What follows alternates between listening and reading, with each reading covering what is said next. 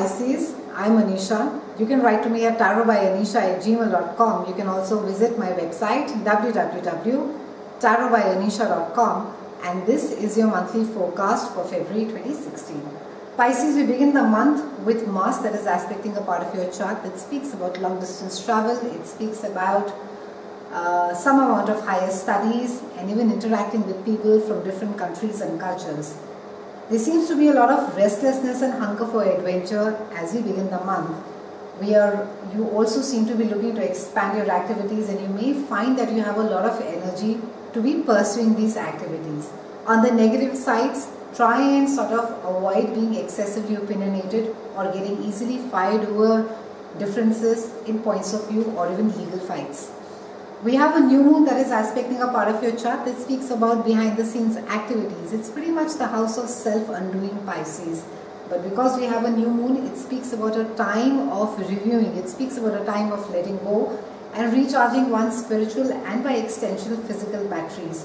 Focus is now on fulfillment, on service, empathy and awareness of others' needs. But it is also a time for withdrawal. It's really a time where you need to be taking a break, Pisces. It's a time to travel. It's a time to be going within you. It's a time for introspection. And also some amount of soul searching seems to be in order, wherein that you seem to be seeking some amount of emotional peace of mind that seems to be quite apparent.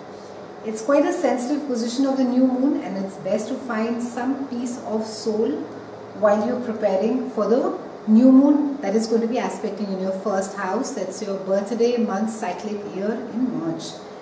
We have Venus and Pluto that are conjuncting in a part of your chart that speaks about groups of activities, and it speaks about friendships. Now, Pluto is the god of underworld. It tends to dig out everything that we refuse to deal with, and it brings out some ugly truths. Pluto is going to be bringing out your relationships, your friendships, which have done its due course of time, and maybe they need to be put to rest now.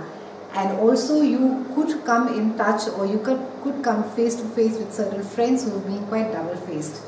Now, the relationships that have been built on a solid basis during a Plutonian phase tend to get more stronger, but relationships that have been sort of been shaky or you've not been too comfortable tend to just sort of fall off.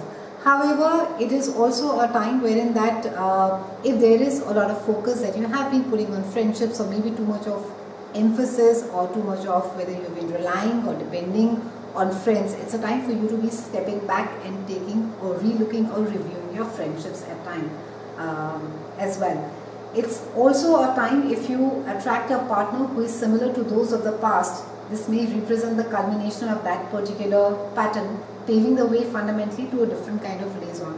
It's an entire month with the Plutonian energy which is asking you to break away from the patterns that you have been following so far, Pisces, so that you can make way for new meaningful patterns or relationships in your life. Sometimes another person is a catalyst for such a change, and at another times it can occur on its own. Generally, this interval involves others who have a powerful effect on you. It is possible instead as well that you can experience a shift in your values, in what you deemed important previously may no longer have the same hold upon you. Now, financial pressures are one means to produce this, as it can occur from within when you feel the need to establish or surround yourself with things of lasting significance rather than momentary relevance. You may look into various areas of your life as well to purge what is no longer of real worth so that it can make room for what it is. We have Venus that is squaring Uranus, that is there in your house of earned income. This is the money which you earn on your own, which you're able to generate on your own, and this speaks about your self-worth as well. Uranus speaks about money being in quite an unpredictable place. So you'll have money and then you won't have money. So there'll be days where you feel that you can go out and you can buy a yacht, and there'll be days where you'll wonder as to how it is that you can pay your rent. Also, can affect your relationships as well, where it can bring about some amount of stress, and especially if you insist on depending on what it is that is familiar. You may also experience a strong desire to do something different with others, and you may seek greater freedom if people appear to confine you in some way. Generally, this cycle disrupts your accustomed pattern of relating, which can have a number of effects. If you fight the disruptions, you probably could find yourself this period of challenge to remain in the usual order. So there's not going to be much of a change if you're going to carry on singing your own song, Pisces. So try and not sort of sing the song of it's my way or the highway, because a lot of you are going to be walking on the highway alone on your own. It's also a time wherein that if you choose to adjust well to the unexpected, that you can maximize the potential to the benefits of change. Money issues carry on being there, so being extremely careful, take a second opinion, take a professional into account, plan your money. Neptune, your ruling planet, stays in your house this entire year, and it's in your house of yourself, and it's going to continue to help you feel more like yourself, for better or for worse.